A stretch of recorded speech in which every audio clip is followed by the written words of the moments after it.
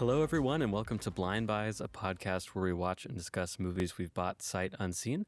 I'm Josh, and with me, as always, is my collector in crime, Jesse. Hey, thanks for joining us, everybody, for our 16th episode where we'll be covering an action-packed love story from Hong Kong, Benny Chan's A Moment of Romance. And we'll get into that film at the bottom of the hour, as we typically do, but first we'll get into a bit of what we've each been watching recently. So, Josh, what's been good for you recently in the world of movies? Well, I've been traveling this week for work for a conference, so I haven't been able to watch as many movies as usual. And I did watch on the plane to Indianapolis, which is where I was going. I caught up with 28 Years Later, The Bone Temple, because I missed that when it was out in theaters.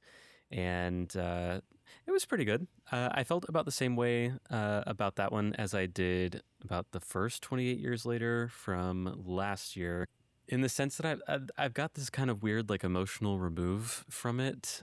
Like I don't really gel with any of the characters as much as I was expecting to. I think the zombie action is cool, but the Bone Temple is a much more laid back film, much more melancholy, and definitely less heavy on the zombie action.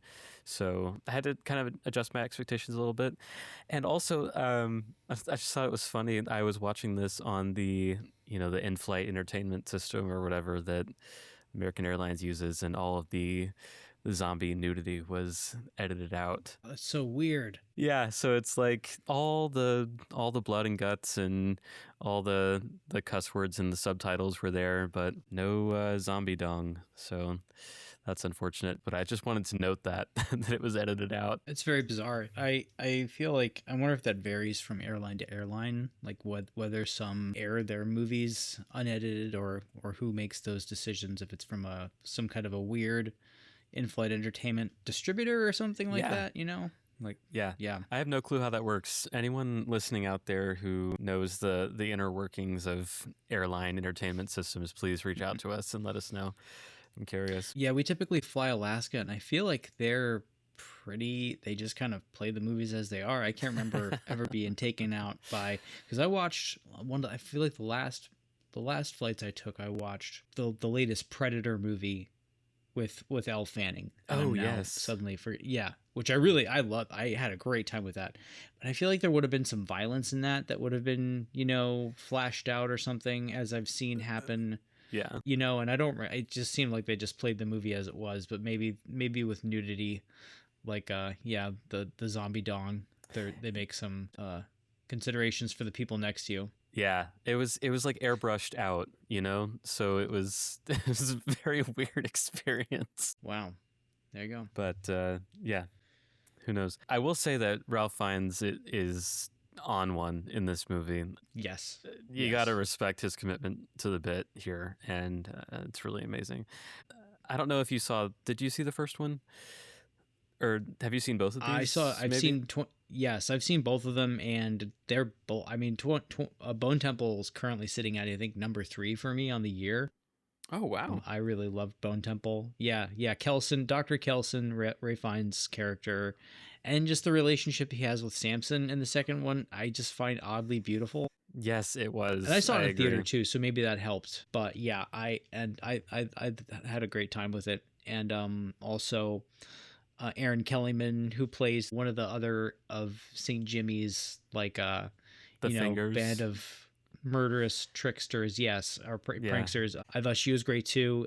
Even though the boy Alfie Williams didn't have as big of a role, I think he was still great. I think it's cool that they just keep shifting the sort of central figures of this trilogy onto like kind of unlikely characters. Mm-hmm. That kind of keeps you on your toes. And yeah, oddly, both of the movies are kind of oddly emotional in ways that you wouldn't guess for a zombie movie. So yeah, I've really loved both of them, and I hope they finish it out as teased at the end. Slight spoilers, I guess, for Bone Temple, but there's heavy suggestion that they want to do one more, and I'm hoping they do it. Yeah, we'll see. I think my viewing of this was definitely affected by watching it, on a plane instead of in a movie theater. Sure. So, well, we'll see. I might come back to it later. Who knows?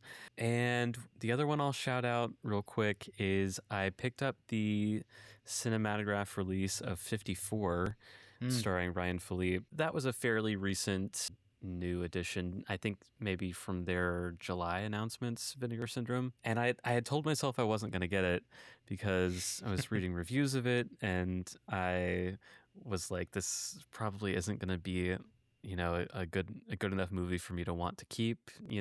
But I was reading more about the director's cut that's included in the set, and I was really intrigued by the artwork and packaging of this one. And so I caved. I ended up getting it. The allure of Ryan Philippe was too great, and so I had to see what was going on.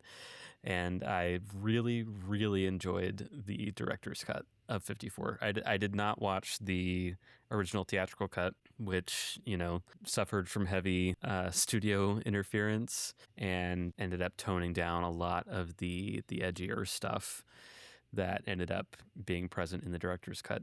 Interestingly enough, from what I can tell, the extra scenes in the director's cut were sourced from a VHS copy of like the full cut of the film that the director had saved prior to the studio interference.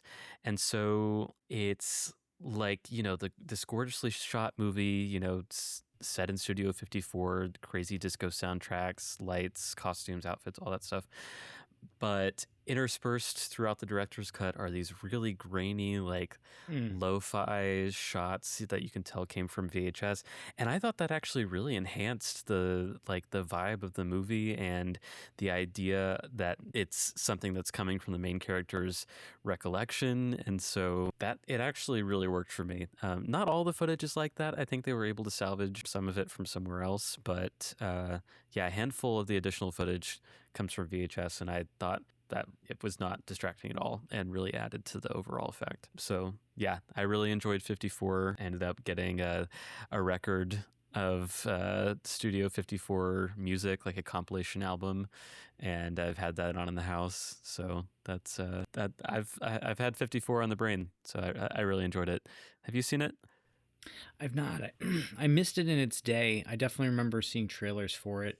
What year? What year was it? That was like, was that late Was it? '90s, early aughts, or something like that? Yeah, I think it was Can't 99, remember. maybe. I Okay. mean, Okay. Yeah. maybe It's 98. Yeah, 98. okay. Yeah, I remember seeing trailers for it. Not the kind of movie that I probably would have had, gone to the theater to see with my parents, but certainly something we could have rented or I could have caught on cable later, and perhaps I did. But I'm intrigued by what you're saying about the director's cut, so maybe that'll be a Scarecrow rental for me somewhere down the road. Yeah, the main trio of Ryan Philippe, Salma Hayek, and Breckin Meyer they're really fantastic in this movie. They're a combination that you would not expect at all, and they all play off each other really well. But the real surprise in this movie is Mike Myers kind of in a more dramatic role. So Yes, I don't want to say any more than that in case you do sure. check it out. But That probably maybe threw me off more than anything else at the time, since knowing him. I mean, I just grew up on the Wayne's World movies, and then of course that was like hot on the heels of Austin Powers, so I was probably mhm. a little confused about whatever he appeared to be doing in the trailer for that movie. But that trio is really great. Breckin Meyer feels like kind of like a guy who should have been bigger. He appeared in all sorts of great movies in the '90s. Was sort of a bit of that guy. But I'd love to see more movies that you know, feature his work. Yeah, I was kind of thinking the same thing as I was watching, because it didn't click until maybe like halfway through the movie. I was like, "Oh, that's one of the guys from Herbie Fully Loaded." Like I've seen this guy in I think one of Right. the Garfield movies. For me, it's Clueless. Oh, yes, yes, yes. Yeah, yep. He was one of the sort of stoner dudes in Clueless. Yeah, But yeah, nice. I agree. And last thing I wanted to shout out, this isn't necessarily a movie, but there has been a great new development nearby where I'm at. Bad for my wallet, but great for this show, because there has been a vintage media shop, used media shop that has moved into my relatively small town, and it's called Ill Intent, which is the direct opposite of Goodwill, which I think is just a fantastic wordplay. And this shop is it's like a VHS heaven. There's a whole room in this shop of just walls of VHS tapes. There's a kind of, watching area with a whole bunch of TVs set up, and there's stuff playing all the time. And the rest of the shop is full of all kinds of, vintage toys, clothes, curiosities, that kind of thing. And it's relatively new. And I've already been a couple times and walked away with more VHS tapes than I intended to. And I don't know if I've spoken about it on the show, but I'm like fully back in on VHS now, having lost a lot of the ones that I had growing up due to, downsizing and moving and that kind of thing. So I found myself a TV VCR combo that we've got hooked up in here, collecting a ton of kids VHS for my daughter when she's a bit older, and recently, because of the opening of this shop, started to get the VHS tapes that I want to have for me personally. So I'm really getting into it, and this shop is just a great addition to our town. 'Cause there's not much around here, so I'm really excited to have something so close. That's really wonderful. Yeah, I mean, I'm just looking through they have an Instagram where they post a lot of the things that come in, and yeah, this is just real catnip for me. Yeah, the VHS is fun. You've been posting some of your hauls from there, and you're gonna need a bigger shelf.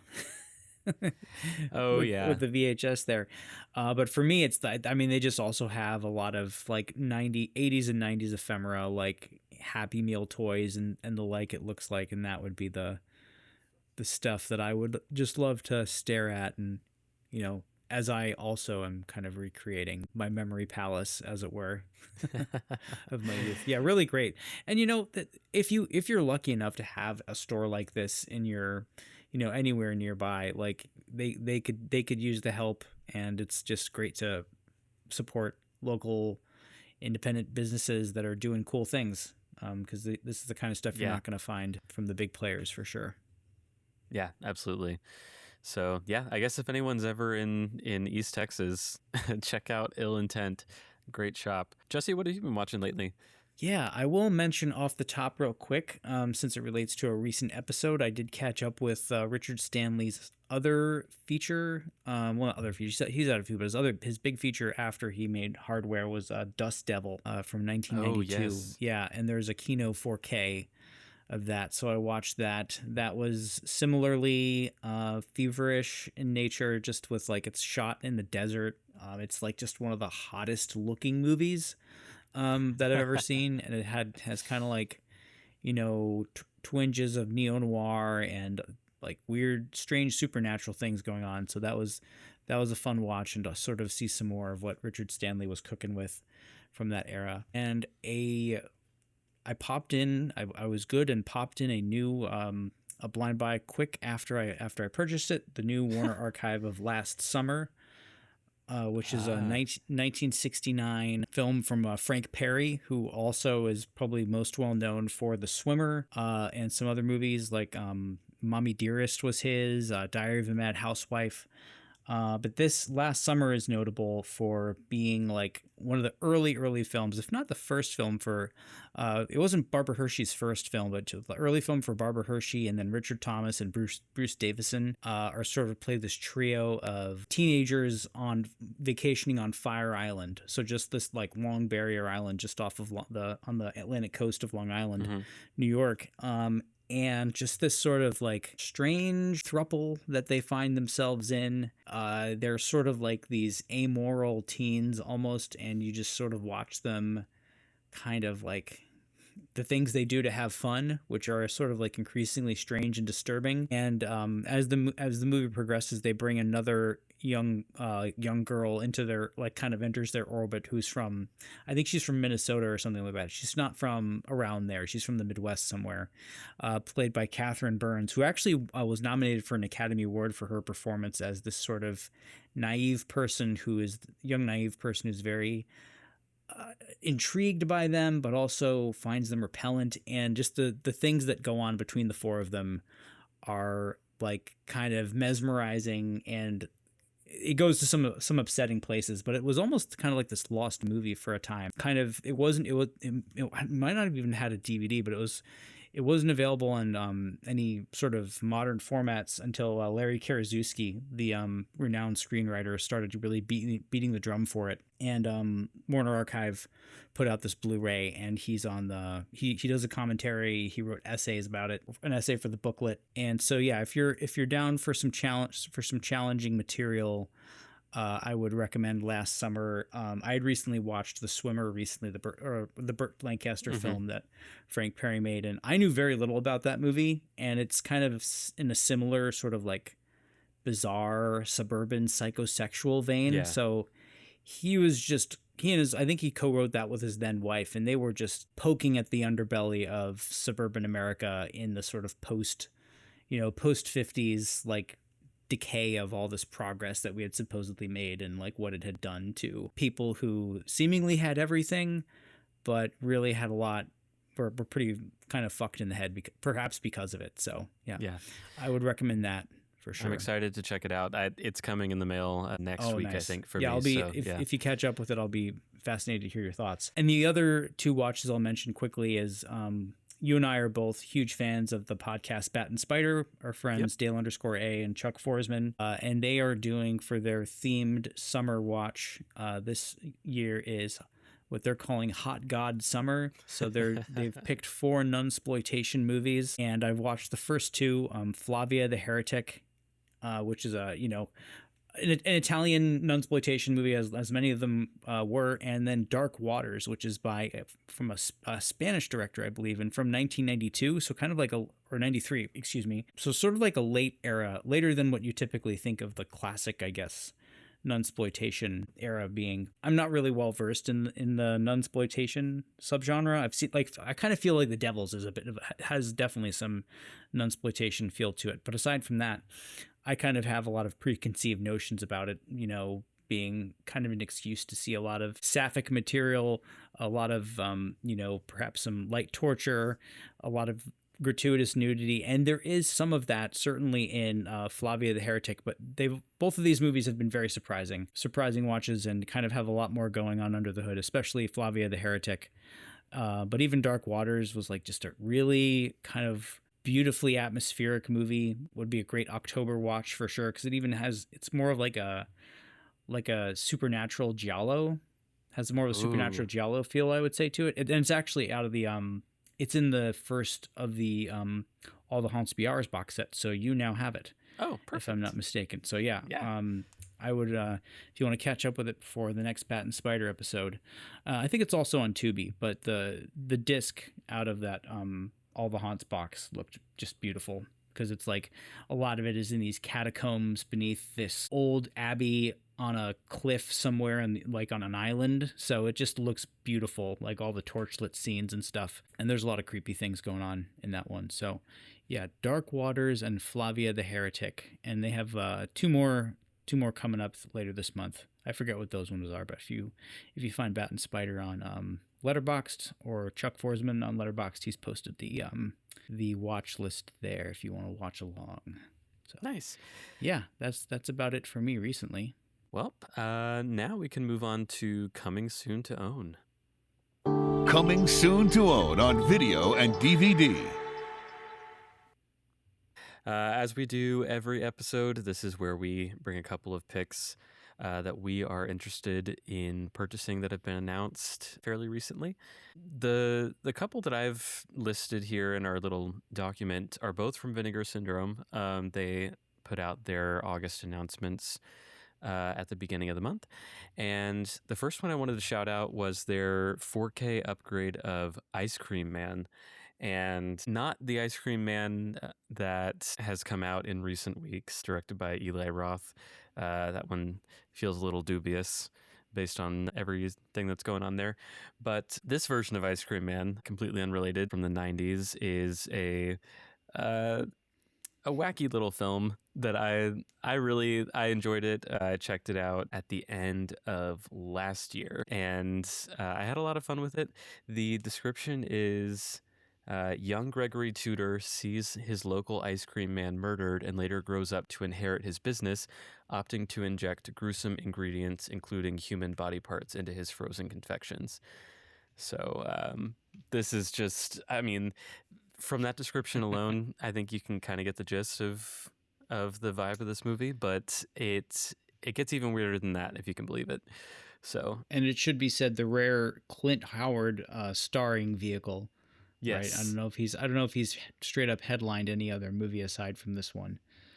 Probably some direct to streaming or video garbage, I'm sure, but this is probably has to be the most notorious one. Yeah. Well, I know he was in, well, it looks like his most popular film on Letterboxd is the live action Grinch movie, Sure. which makes sense, but oh, it looks like he was also in Terrifier 3. I completely missed that. I mean, I didn't miss Terrifier 3. That movie's imprinted on my brain. Yeah, I think there was a in lot. some not There great was a lot ways, else but going on there that you yeah. could be forgiven for missing the Clint Howard appearance in Terrifier 3. Yeah. But this otherwise, you got Olivia Hussey, David Naughton, Jan Michael Vincent, and David Warner. I mean, that's a pretty amazing cast there.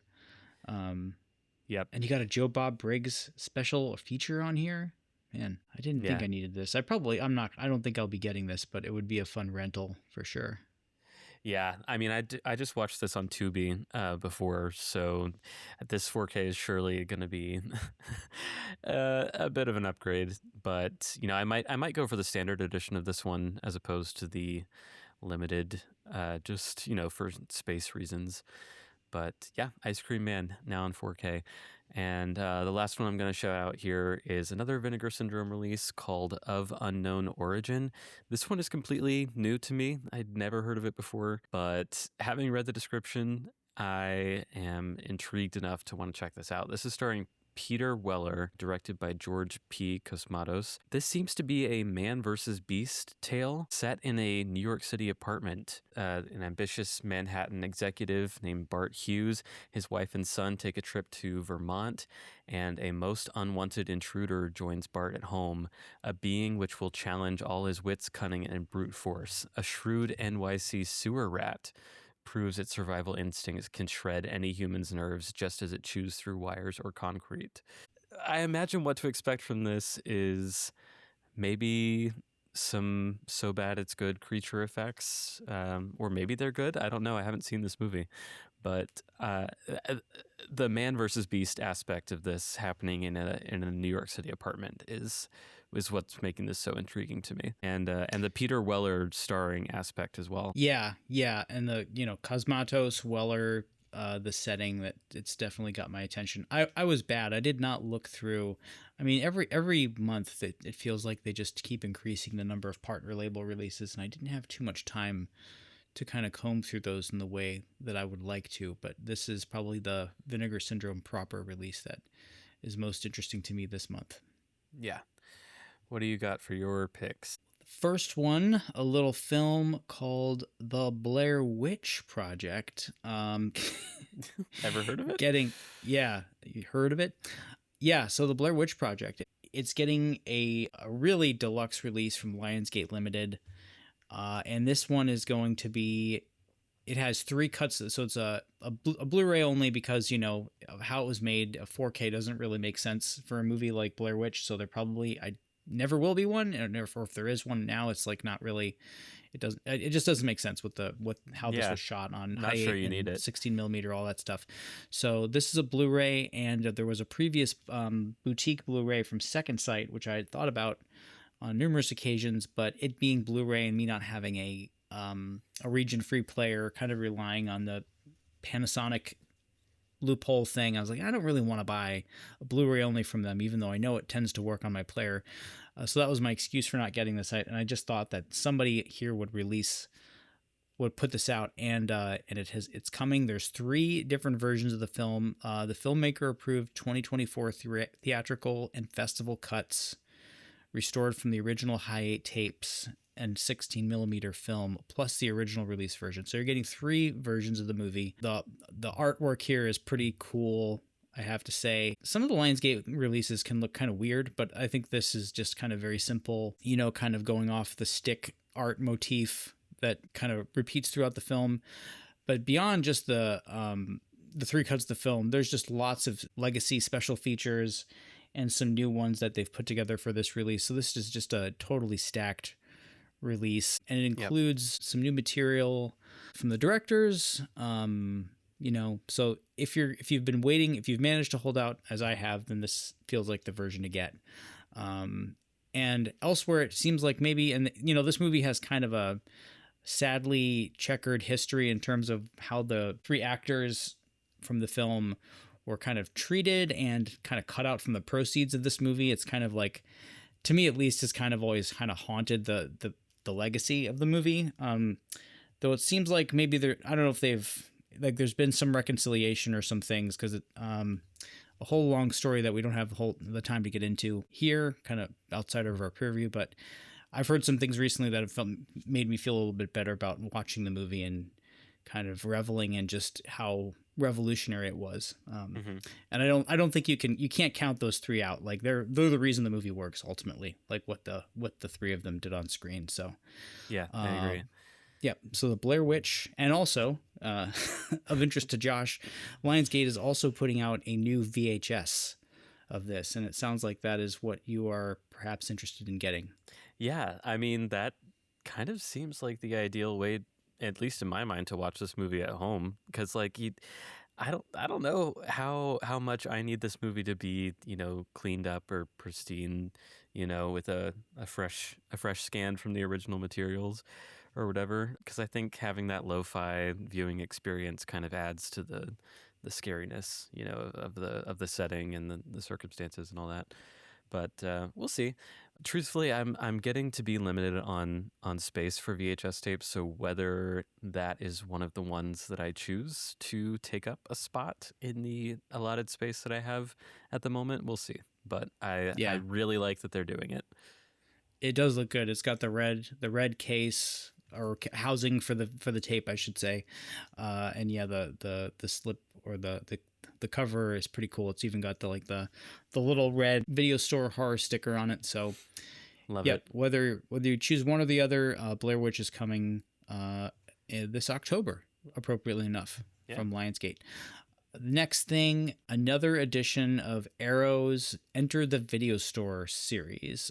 So this was a pretty cool box set that Arrow put out. Man, it must be like maybe 4 years ago now. Yeah, it's been quite a while. Yeah. And so the first one was sort of like taking from the Charles Band universe of strange genre, like science fiction and horror movies. A bunch of Charles Band productions, and this one is like it's called Video Vengeance, and they're all direct to video action vengeance films. And I haven't heard of any of the movies in here, but their curation on the first set was so fun, and the form factor is just this really cool. I mean, it looks like a storefront of a video store. You can sort of see inside, and there's like some strange things going on, but outside you've got, I don't know, like there's like a motorcycle cop holding somebody up, and he's about to be jumped by a cougar or something. I don't even know.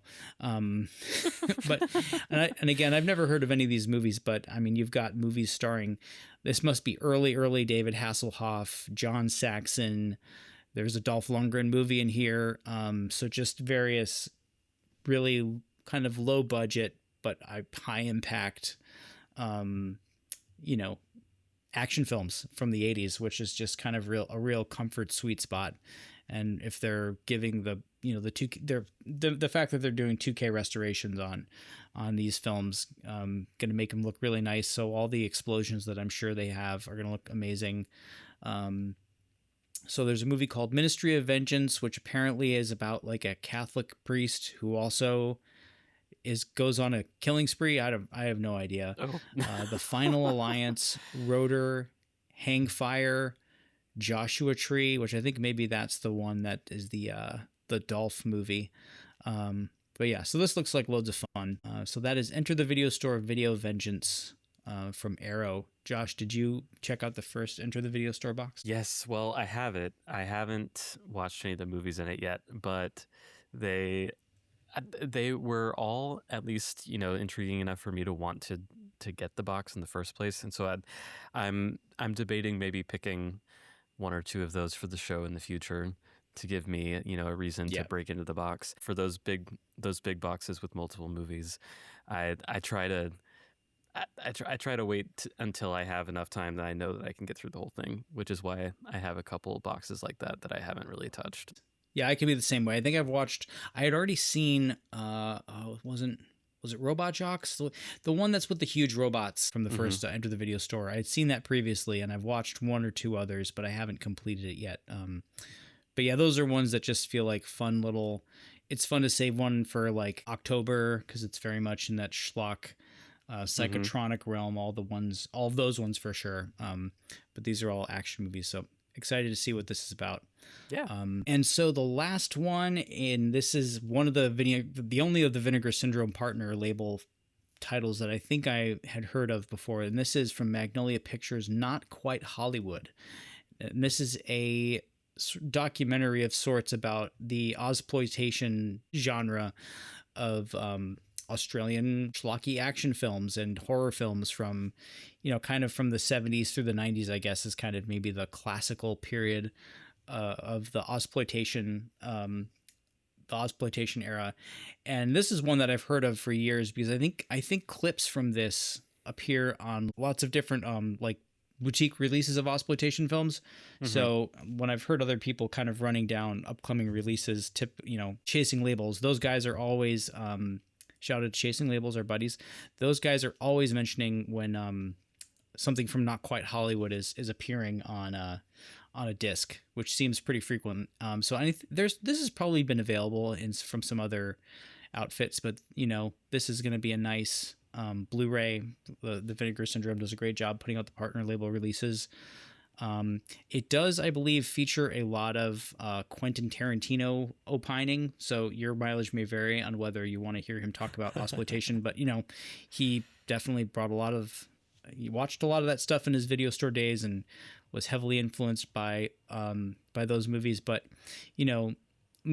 something like this is just a fun way to learn about some things that never made their way here that would be lots of fun to check out. But you get a lot of other interesting talking heads from there, like Stacy Keach and Jamie Lee Curtis, having what was the one that they were in together? Oh yeah, Road Games. So yeah, Road Games, which is like maybe like one of the uber titles from the Ozploitation era. So you get a lot of interesting people talking about just some of these crazy movies. So that one I'm definitely interested to check out. Nice. All right. Well, if we don't have any more picks to discuss, we can roll right into our feature presentation. And now, our feature presentation. Wadi and Jojo both live in Hong Kong, but come from very different worlds. Wadi is a young, hot-headed triad. Jojo lives in a gated compound with her moneyed parents.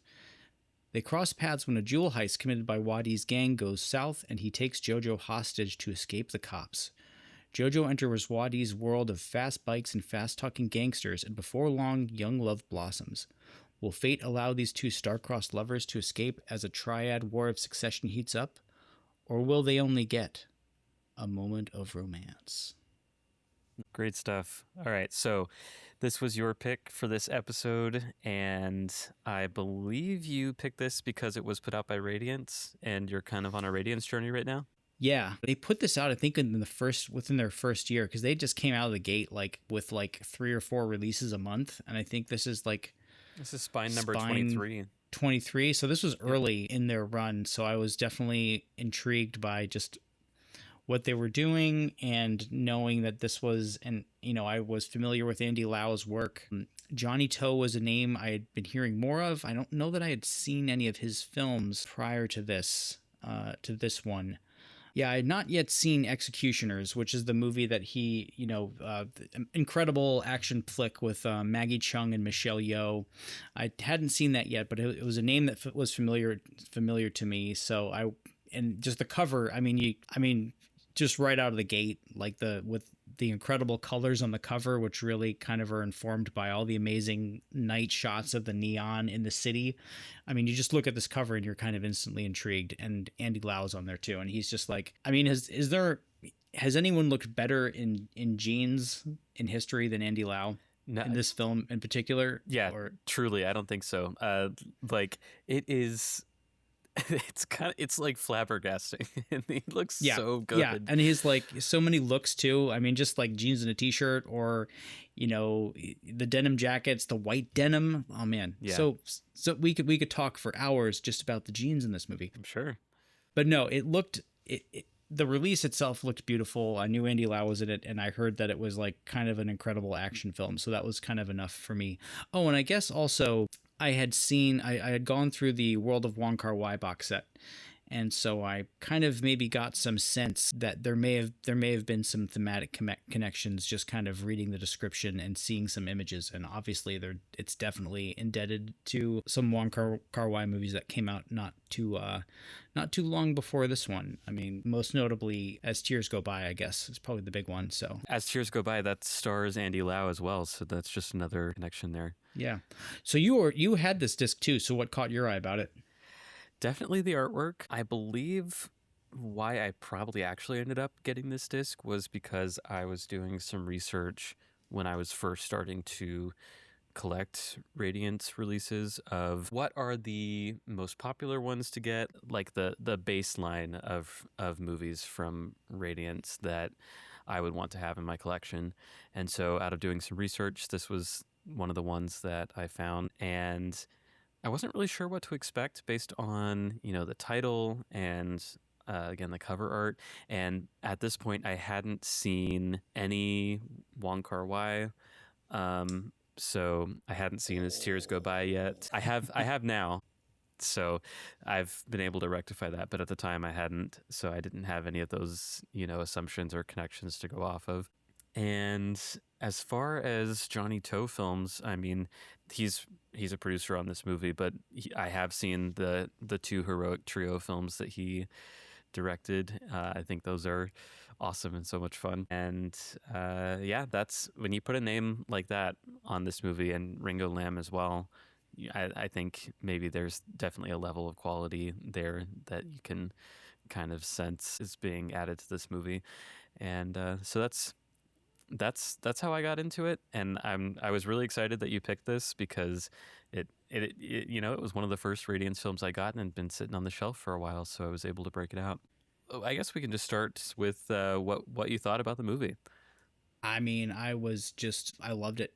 I just loved it. I mean, there's the top line takeaway for me just seems to be like a lot of Western action movies will tack on a romantic subplot, like kind of, it feels like they're trying to fill in the quadrants in the 4-quadrant, marketing, get people in to see this movie.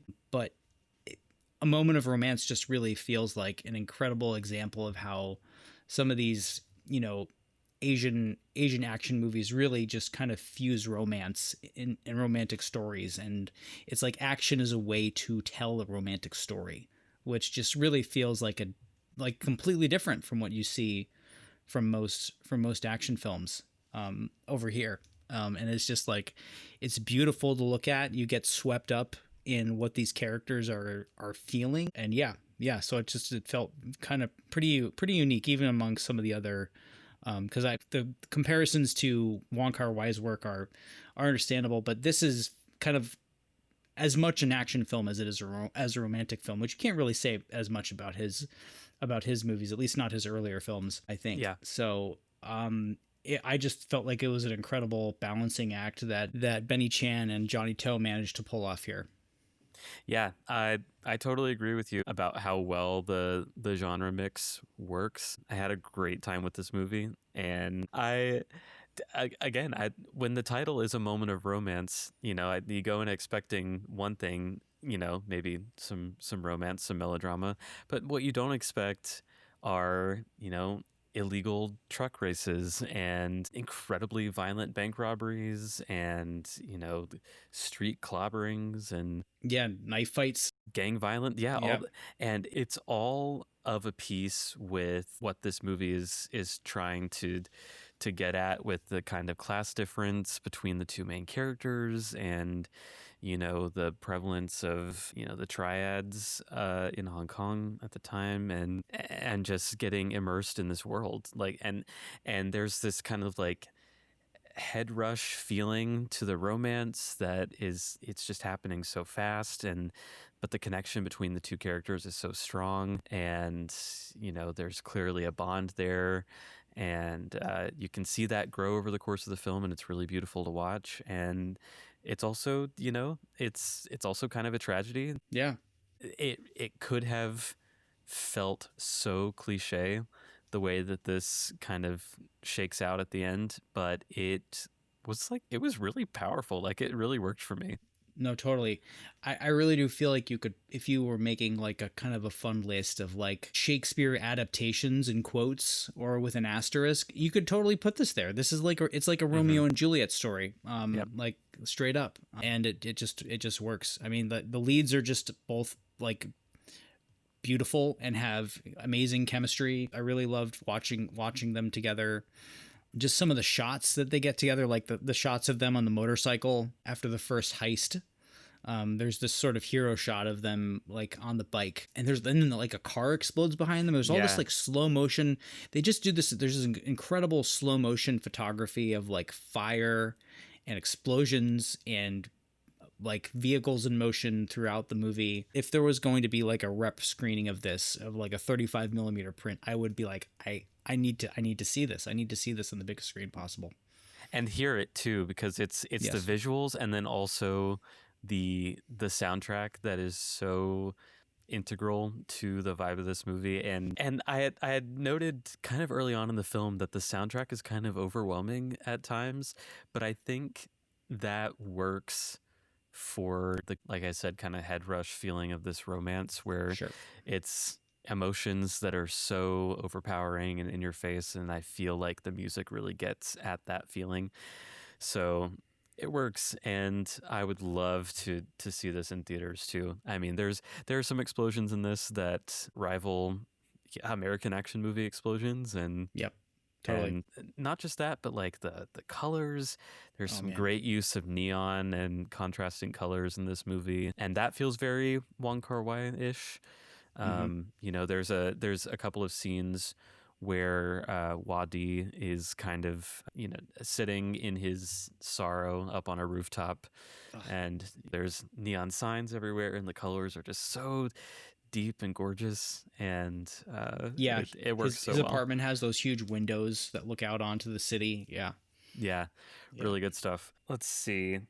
If we wanted to kind of take a look at some of the events of the film, some of the main stuff happening, it really launches with you see the illegal truck racing kind of thing where all the people in Wadi's circle like to hang out.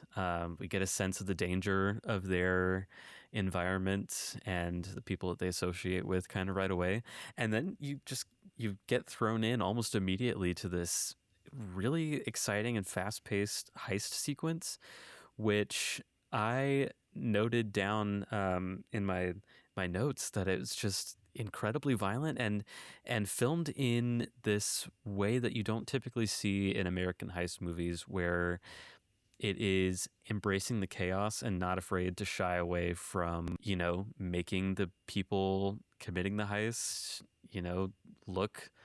look bad, and taking these crazy shots at the bystanders and just annihilating people as they run through. I was like, that kind of took me aback, because A, not what I was expecting to happen in a movie titled A Moment of Romance, but also B, it's just totally different from what you would find in an American action film. Yeah, and filming the chase. I mean, I'm sure I don't know if they got how you have to go about getting permits to do anything in Hong Kong, but it seemed like they filmed the getaway car chase on Hong Kong streets, and it looked incredibly dangerous. Some of those car stunts. Yeah, and there's always a fruit cart for the car to run into. I think that happens maybe twice in this movie.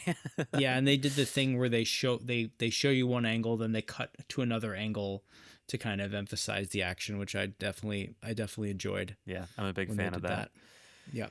Yeah, and the I don't know, just the atmosphere of the truck rallies, or whatever you want to call it. It felt like the makers of the Fast and the Furious saw this at some point and that's kind of the vibe they were going for. And like, at least in the early movies, there's always like a street race or something like this, but this is kind of like the real deal. And it's like with Japanese like key trucks and stuff like that. It's just incredible. And it becomes a plot point later when, you know, they sort of, I guess, sort of go on a date of sorts to one of these races, and she gets she gets like they have two of these trucks, and Wadi goes, I forget the pretense for why he has to go up against somebody else at the race, but basically they each have a woman up on top of the truck holding on to the like a frame that's up around it, and they're racing around these derelict cars. It's like a chicken race, basically.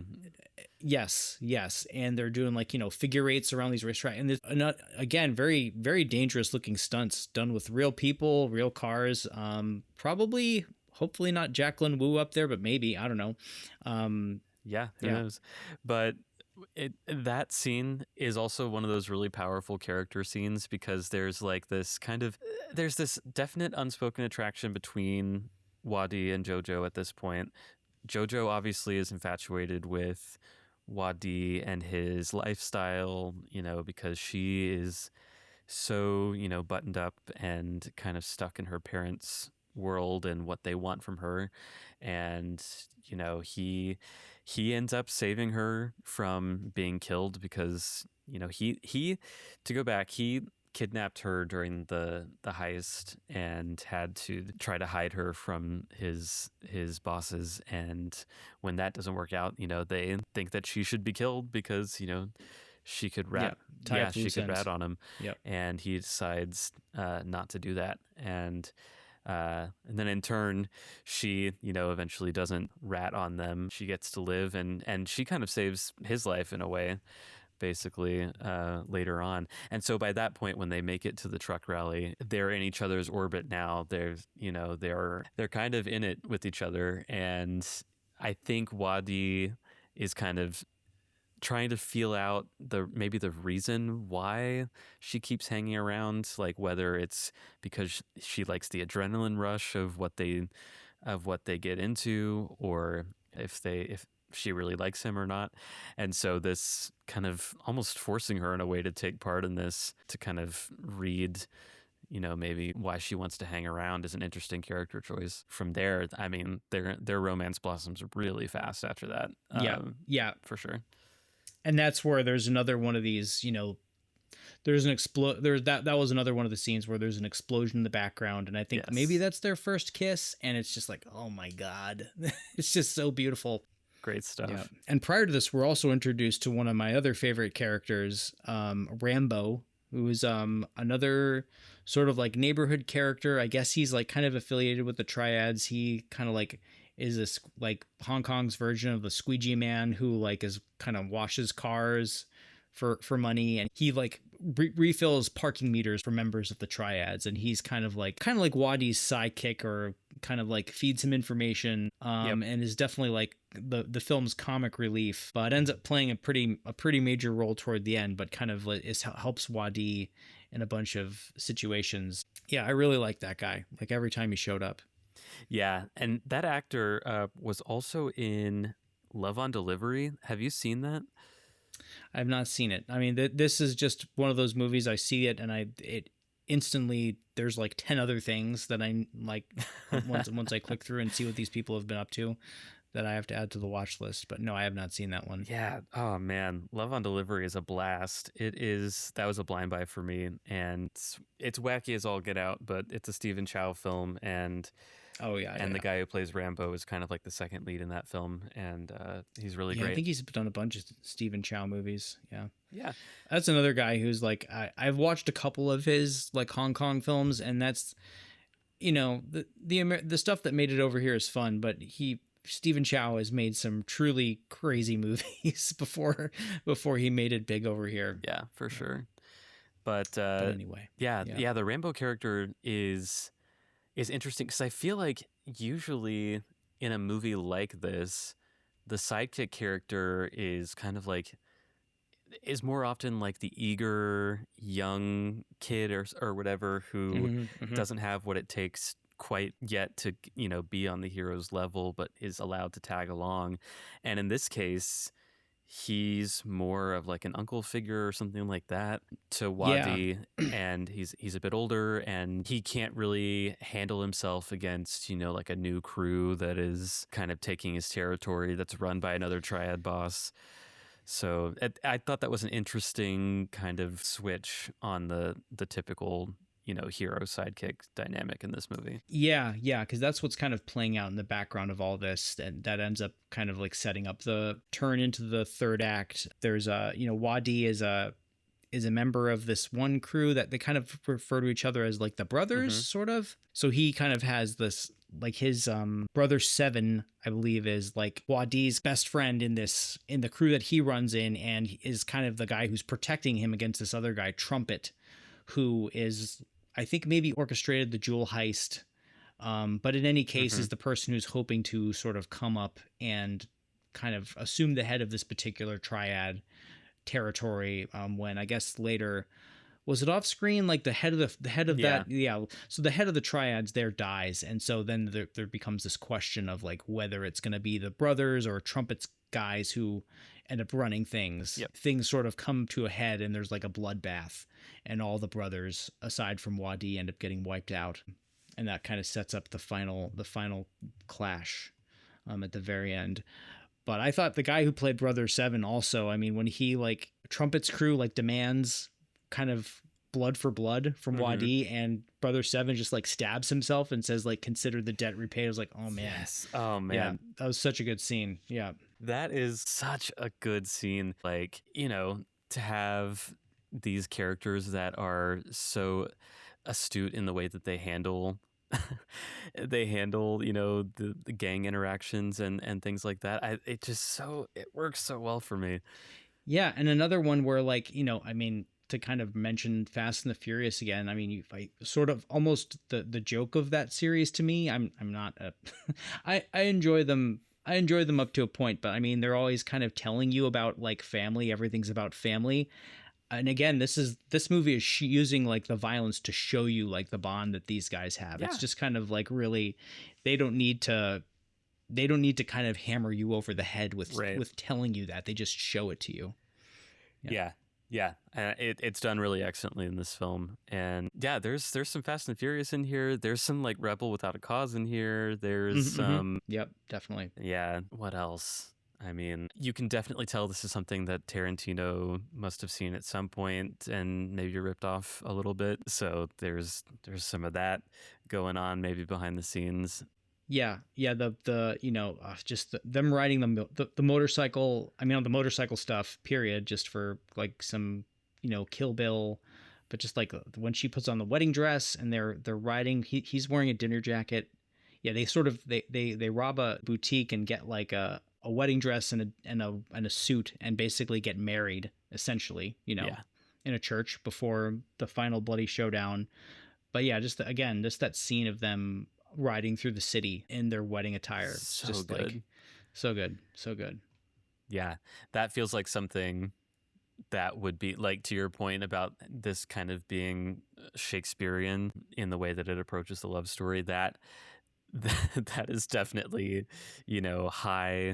high melodrama leading to tragedy in that Shakespearean way. That sequence of them on the motorcycle in their wedding clothes, great stuff. Something that I think is interesting before maybe we get to the how the final showdown shakes out, in the special features of this, there's a video essay about this movie's place in like Hong Kong cinema history and how it kind of builds on the different genres that were popular at the time. I don't know if you got a chance to check out any of the special features on this, but did you happen to watch this video essay? I read the essays. I did not catch any of the features on the disc, though, no. It was a very interesting approach to kind of mapping out the different genres that are in the film. The guy who did it, his name is David Desser, and he was touching on all the different tropes. So he broke it down into the different genres that were in the mix. So it's a crime film and a melodrama kind of put together. But then he broke down each of those into the subgenres and the tropes found in each of those subgenres. and the way that they kind of build on each other. And I thought that was so interesting because there's parts of this movie where it's like it's a youth film with young love, and it's a crime film with a heist sequence, and kind of breaking down line by line all the different elements in this movie and then kind of putting it back together again to show, Mm. how well Hong Kong cinema balances those genres. He basically put it into he took it from subtext to text and explained it really well, and it made me better able to kind of understand maybe why there was such an interesting genre mix in the movie in a way that I couldn't like articulate for myself. So I think that is a great example of how Radiance put a special feature on this disc that really helped explicate, what is behind the making of this movie in a way that helps me view it differently.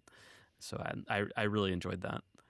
Yeah, I got to check that out. You know what I really appreciate about this movie is that it's not afraid to get bloody, which is I feel like it's something that we've lost in definitely American movies, but or at least in action movies that need to hit the four quadrants.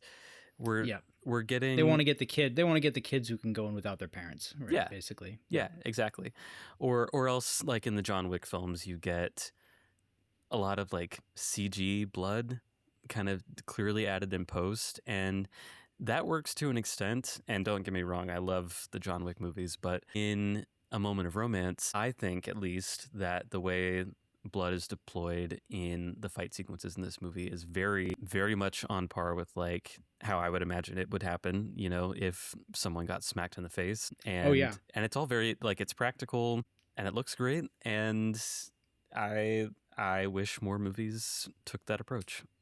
Well, and Andy Lau is like bleeding almost uncontrollably from his nose for like the last 10 or 15 minutes of the movie, to where you're like, this guy looks like he might not make it. Yes.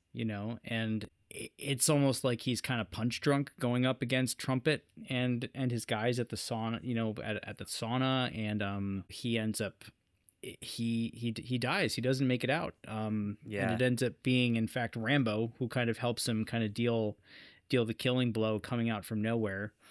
But yeah, it definitely felt like foreshadowing of like this. It doesn't seem like he's meant to get out here, so he's got to have this final moment with Jojo, because this might be all they get, so they have to do it now. That's another thing that the essayist spoke to in the video essay, this idea of the movie falling into the heroic bloodshed, Yes, yeah, tropes where there's going to be bloodshed, the hero's going to die, and it's all because, the order has been destroyed. Like the order that the hero was living by has been destroyed, and him needing to fight back. That whole final sequence that we've been kind of dancing around a little bit is so brutal, and it really starts when Wadi's brothers are all cut down, and Wadi Yeah. suffers this like crazy blow to the back of the head from like a propane from tank. Trumpet, by Yeah. a propane tank, and that like you said, that starts him bleeding from his nose for the rest of the movie. His brain is hemorrhaging throughout this entire last act, so it is very much like, how much longer can he make it? Is he going to survive long enough to get the justice that he needs? And what's going to be left of him if he does? And then what's left for Jojo?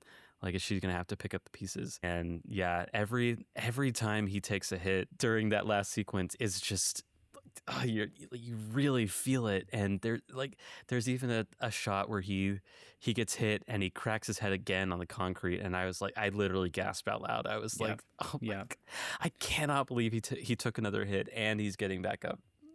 It's insane.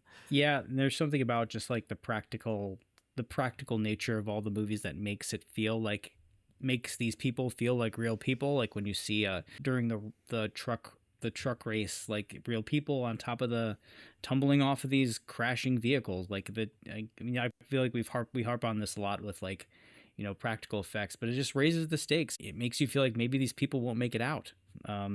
Yeah, and we've definitely seen like prior to that Wadi's not indestructible either, because I'm pretty sure he gets shanked at one point and Oh yeah, yeah, has to get put back together by his group of three mother yes, figures, yeah. which we haven't even mentioned them. Yeah, they sort of like they sort of set up this tragic backstory for him where his mother uh committed suicide, like jumped off a building essentially, and he may have been raised in this apartment building by these three women. Mm-hmm. For that's kind of, at least that's kind of like the headcanon that I drew from that Yeah, little same. tale. That all sets up Wadi as this sort of, these triads are kind of his only family. And so for him to make a connection with Jojo that is kind of like outside of that, he goes with her to Macau to like his grandfather's house. They sort of, that's like one of there's a couple of just really sweet kind of like love montages throughout the movie that I also really loved. And one of them, I believe, was when they Mm-hmm. go to Macau, like across the bay to visit his grandfather who makes like pillows or something like that. Another just great, Yeah. some stuff with the pillow stuffing flying everywhere. Another just great image. But yeah, she offers him like potentially a way out when his whole world has been really just the triads, and some of them are his friends, but it's like clearly if he stays in, that it's not going to end well for him. And Mm-hmm. she's maybe his way out. Yep. And then eventually, he gets caught up in the whole succession issue, ends up back in Hong Kong after being warned by a detective who's kind of been circling him a little bit for the heist at the beginning of the film. But basically, he finds out that, what's waiting for him back in Hong Kong. And Jojo's mother ends up pressing charges and wants Jojo to go to college in Canada, which is, I guess, where her parents have been throughout the film, and then they come back at some point. Interesting little aside in the film is that it seems like Jojo is getting videotapes from her parents every so often, like video messages. Did you see like that one scene where she was watching on the TV, like her parents telling her to like, oh, we've heard that you've been staying out late and you haven't been keeping up with your work. Make sure what's going on. Yes, and I think at the time I may have been confused about what that was. I think you Yeah. gleaned more from it than I did, but yeah, that's interesting. And then we end up with the final battle, the wedding, and then the final shot of the film after Wadi and Rambo have gotten their justice. Jojo has been left behind and is kind of on foot, Yeah, running after Wadi she doesn't in her know his wedding fate dress. yet. Yeah. Yeah.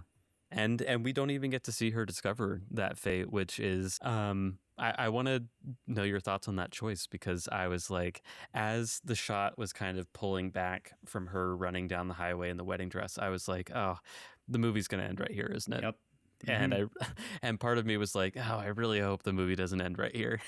But I could see it coming. So yeah, what did you think? I mean, I think it just underscores the tragedy of her. She made the decision to, not go to Canada to run toward him, and the movie ends with her continuing to kind of make that choice, and it's not to be. So it just made it definitely all the more tragic, but I think fitting just with everything that had come before. Just the shots of them.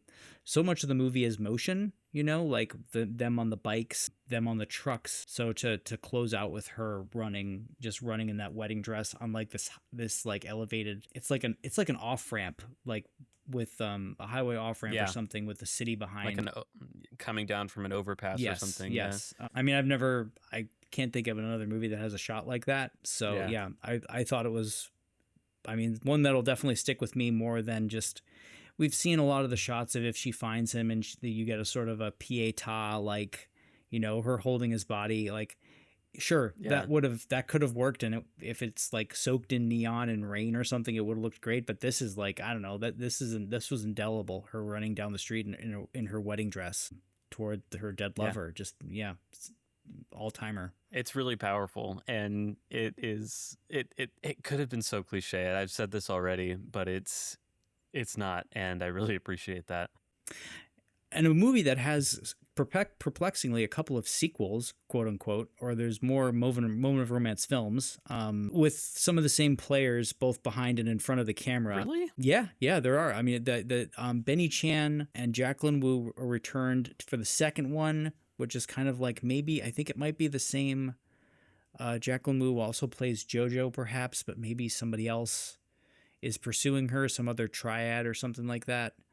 I think, or maybe she's a different character, but in similar circumstances. I'm looking at the poster, and it's also her on the back of a motorcycle with somebody else. So, but then the third one, A Moment of Romance 3, apparently like takes place before World War II, and Andy Lau and Jacqueline Wu are in it again with Johnny To directing. So, but probably a similarly tragic love story, I'm sure. So I just find that kind of interesting that they've sort of taken this idea of a moment of romance and what could that mean in other contexts. So, I mean, I think I would at least watch this third one if it's Johnny To, Andy Lau, and Jacqueline Wu again. Like, yeah, let's run it back, see what they do in World War II era China or whatever. That is so strange. Yeah, yeah. If any movie did not need a sequel, it's this one. Like, I don't. Yes, like what could you do? I don't want to see in her with continuity. anyone else. It doesn't make sense. But yeah, interesting. Huh. Well, I mean, it's almost like how you get In the Mood for Love and then 2046, like as sort of a paired, you know. Which I still have yet to see 2046. Same. I need to see it, but I know it's sort of like a spiritual sequel of sorts. I don't really know. I got to check that out. But yeah, was there anything else that we didn't touch on, Josh, that you wanted to make sure we brought up here? I think, I mean, there are a couple of lines in this that are just really solid lines. Early on in the film, when Trumpet is trying to convince Wadi to be the getaway driver for this heist, I think it's Trumpet, but it may be Brother Seven that says, "Favors on the street are never repaid in one lifetime." What a line. Are you kidding me? Yeah. Great writing. Yeah. We already talked a little bit about Wadi's mother's backstory, but that shot where he's like burning the offering for her on the rooftop is so striking. Yeah. Just love that so much. My new favorite weapon of all time. I know what you're going to say. Yeah. The pillowcase full of beer cans. Yes. Yep. I wrote that too. Carlsberg cans. It's like and something about these guys using machetes. Like it's somehow that's like most of these guys are wielding machetes or huge knives, but often machetes. Yep. Something about that is just scarier. Like to see these like a gang of men waving machetes running at you, and yeah, he fills a pillowcase full of beer cans. And then the shot right after that when they go outside up the staircase. Mm-hmm. And they sort of there's like a crane or something going up and tracking the action. Just like, yeah, it looks so great. Yeah, really great stuff. Yeah, and for this being Benny Chan's first film, you have to wonder how much of that is the influence of Johnny To and Ringo Lam. You know, well, that's something that the essays go into because it sounds like Benny Chan may have directed only about half of the film before Johnny To kind of stepped in. Which may be kind of typical for, I guess, Hong Kong directing. It's just kind of like attribution and teamwork and stuff is just maybe works a little bit different. But it sounds like it's maybe kind of accepted that Johnny To directed a fair amount of this since Benny Chan was pretty fresh. But obviously, I guess, went on to make some amazing movies. Yeah, for sure. But one of the essays goes into that and just kind of like about, how that went down. So yeah. Hard to say who directed what, but it's just kind of like, yeah, they made the movie together and this is what we get. Yeah. Yeah. Something I noted is that after Jojo and Wadi meet and kind of become infatuated with each other, Jojo starts wearing denim throughout the film. Mm-hmm. We only see her in like skirts and stuff like that beforehand.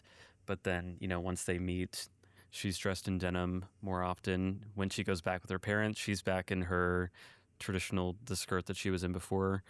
So I just thought that was a really interesting piece of costuming that connects them together. And then, at some point, I think in the beginning, after the heist, Andy Lau throws her one of his denim jackets. And that's kind of the impetus for her coming back to him at one point was like, I came to give you back your jacket. Yes. So really, really great costuming there. And again, it just has to be said again as many times as possible. Andy Lau is on fire in this. He is truly just one of the hottest movie stars of this era, or maybe any era. I don't know. Looking Yeah, great in these yeah. outfits. Did you see Magic Crystal? Because that was like a Vinegar Mm-mm. Syndrome. I think it's out of print now, but it was a VSA, I think, or one of their. It's a Cynthia Rothrock movie with Andy Lau. It's like a E.T. and Indiana Jones ripoff.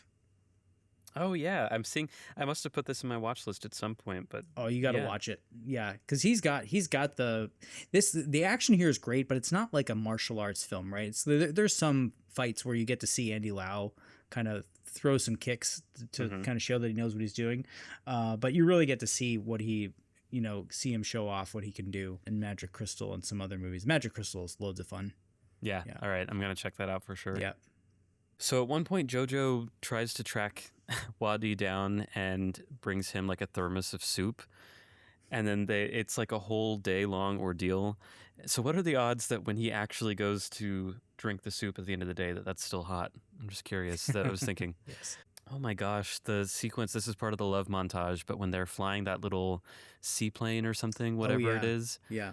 like over the water and under bridges, and just great like cityscape photography there. Really, just that's the kind of intoxicating, like, falling in love sequence that I just adore, and this movie has that in spades. Yeah. Yeah. Yeah, was there anything else that you wanted to touch on? It's just about all of my notes that I had. Yeah, I know. I noted some other things about the costuming. We see it. I think when we first meet Rambo, and we see it later, maybe in the last scene, he's wearing this T-shirt that has an American flag on it, and it says York. Oh yeah. And I felt like it was supposed to be like a New York, but it just said York. And I was like, I need that shirt. I need this shirt. There's something else on it that I need to like go in close and see, but it just said York. It's like so I love confusing. this sort of like felt like a classic like Canal Street bootleg T-shirt. So I need to get the York American flag T-shirt to wear for next Independence Day. Yeah, the sack of cans versus the machete is like an all-timer for sure. Yeah, and again, I think I mentioned it, but just the second time we go to the truck rally, just all of these like Japanese I just have a thing for these like really these tiny skinny Japanese trucks and vans. Mm-hmm. And there's just like a crazy array of them at this rally, and they have like all these one of them has like a Marlboro decal, and the fact that they're racing two of them, that was just like added to just how fun it was to watch that, because and also just like the opening car chase, I wrote it's like the coolest car chases with like the unsexiest cars here, because they're just like these like crappy sedans that they're driving around in. So it was fun, and his motorcycle's amazing though. He has like a Ninja or something like that. He has a beautiful motorcycle that we watch him zoom around. But the cars are otherwise kind of unremarkable or pedestrian. Yeah. And did you see that his motorcycle helmet had safety exclamation point on the side? I think yes, I did. Oh, and oh man, but also I think the first denim jacket he wears. Did you catch? There's like a swastika patch on the back. Did you notice that? Wait, what? There was like, I swear to you, maybe I'm wrong. No, I think because there is like in biker cultures, there is like a sort of a weird thing with like iron crosses and death's heads things sometimes. But I swear there was like a small red, like classic Third Reich swastika on the back, right above the neck. Maybe I need to go maybe back. You'll take this out. Enhance. I'm gonna go back and look. If I'm wrong, you can take this out. Please do. But if I'm not, you have to leave it in, because I swear, and I think it's only the first denim jacket we see, which I was like, okay, maybe this is like a case of them not really understanding like how awful it is to have him wearing like a straight up, swastika back there. But anyway, noted, saw that and had to like, so we'll see. Listeners out there, if you're hearing this part of our conversation, then you know that's it's true. In Jojo's house, she's got like her dad's got like a Rolls Royce, they've got butlers, they've got like a motorized gate, but maybe the biggest flex of all was the two CRTs stacked on top of each other. Oh yeah. in the living room, playing the news and something else, which I thought was really like soccer or something. Yeah. pretty awesome. Yeah. Oh, and last thing, I think when JoJo is first in the police station, and they're trying to get her to ID Wadi essentially as the guy who kidnapped her, and they're doing like the mug shots with the transparencies, like saying, "Do you look like this or look like this?" Yeah. Do you remember that part? Yep. I had this MS-DOS game called Mugshot that worked almost exactly like that. It was literally just you like making mugshots of people with like this. It was very so yeah. Maybe listeners, if you played the DOS game called Mugshot back in the early 90s, yeah, write us a note. blindbiaspod@gmail.com. Let us know if you played that game. It was so funny to see how exasperated the cops were getting at her for just not cooperating at all. And then you get when Wadi and JoJo meet up again, Wadi was like, "What, is that your first time lying or whatever?" And she was like, "Yeah, my first time was lying at the police station." And I was like, well, for a first time liar, did a pretty good job of getting them running in circles. Just thought that was funny. So yeah, I think that's all I got. And yeah, this is a keeper for sure. I think we sort of ran through the features we watched. I will say, like, this is quote unquote just a Blu-ray, but this is beautiful. You know, the 4K restorations on these Blu-rays that Radiance does look great. So I could see them. They're starting to now go back and re-release some of these as 4Ks. I could see them doing this with this just since they have the 4K scan and how beautiful it is. But I mean, it looks really great just on the Blu-ray. So Radiance does it again. It's a keeper, and I need to go and check out more Johnny To movies. I know like Throwdown is one of the movies that Criterion put out, I believe. Throwdown, which is similarly seems awash in neon. So I got to check that one out. So yeah, it's a keeper, and I would. If you like action movies, this is kind of like unlike any other that you're likely to see. So I would recommend it to anybody. Yeah. So is your version of this that you got from Radiance, was it the limited edition, I guess? Or was there a limited edition? Limited in that I think their standards don't have the booklets. So I do have the booklet. Okay, I was about to say, because all I got was the standard, so I didn't get the booklet or anything like that. Yeah. So they don't do the slipcase thing. So I think it's just typically a booklet, and maybe the OB strip might be different or something like that. You know, the little strip that comes with it. But I think that's roughly the same. Can you hold yours up? Yeah, mine doesn't have an OB strip. Oh yeah, and you know what they do? So Radiance's big difference with their limiteds, I believe, is that you get the full length of the case is artwork, whereas you have I forget what it's called. There's a name for it says Blu-ray up top, so you kind of get more of a, I don't know. It looks a little bit nicer, but it's not, it's not a huge difference. Yeah, I've always wondered, like, it's like the way DVD cases are, where the art goes all the way to the top, and I've always wondered why Blu-ray never did that.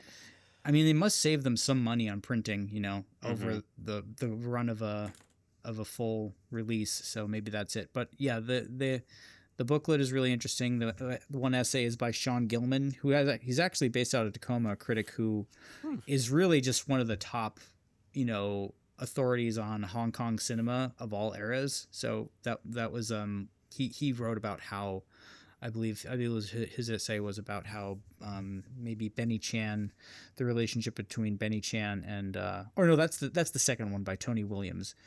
Yeah, the first one is just kind of about what Andy Lau and Jacqueline Wu were up to in the 90s, and that was Sean Gilman. So a really good essay. Awesome. Yep. Nice. All right, yeah, this one's a keeper for me too, since I guess this was a first time watch for both of us, but I'm definitely hanging on to this one. And if there's a 4K in the future, I might seriously consider the upgrade, especially if it comes back out with the booklet, because I'd like to see some of that stuff. Yeah. Yeah. Well, that wraps up our discussion of A Moment of Romance. And this is where we would read letters from friends, but I don't believe we have any this week. But if you would like to get in touch with us about A Moment of Romance, what you've been watching recently, anything about collecting, you can reach us at blindbuyspod@gmail.com. So all that's left is for us to hear what movie we'll be watching next. So Josh, what's your pick for the next episode? All right. So my last pick was The Wolf of Wall Street, and on the episode when I announced that pick, I was going back and forth between whether to do something mainstream or something from a boutique label that was maybe a bit more obscure. So I ended up going with The Wolf of Wall Street, which means I get to do that second pick that I didn't choose. And this is finally a Deaf Crocodile pick. I was wondering when we would do it. Oh, we have talk been about them all the time. Talking about Deaf Crocodile since the show started. We've been hyping them up. They're even launching a Kickstarter for a physical media shop / what I think seems to be also like a screening room type thing. So they've got all kinds of great stuff going on. So this is one of Deaf Crocodile's earliest titles. It is Spine number 3. It is Alexander Tushko's Ilya Muromets that we're going to be hitting next time on the show. This is also known as The Sword and the Dragon from the US release. So if you've seen the MST3K episode that they did for this, it is probably under the name The Sword and the Dragon. This is a fantasy film from Russia, produced by Mosfilm. The brief description here on the back: legendary fantasy filmmaker Alexander Tushko's sweeping visual effects-filled epic is one of his most enchanting achievements, a stunning cinemascope ballad of heroic medieval knights, ruthless Tugar invaders, wind demons, and three-headed fire-breathing dragons, based on one of the most famous oral epics in Kievan Rus culture. So this is, I'm excited to check this out. The version I think that MST3K covered is the dubbed US version, and so that already kind of gives them a lane to make fun of this film. But the Deaf Crocodile release has the unedited Soviet version, so I'll be excited to check that out next time. I will be watching the disc I have out of the box, the four disc Tushko box that they put out. So That's this awesome. is why we do this. I have these Russian epic films. I haven't even touched them, but now I have no choice, and I couldn't be happier about it. Yeah, this is awesome. Next time we'll be discussing Ilya Muromets, and if you'd like to watch along, it is streaming on Tubi, or if you'd like to watch along with commentary, you can find the MST3K episode somewhere, I'm sure. And we'll see you then. Bye, everybody.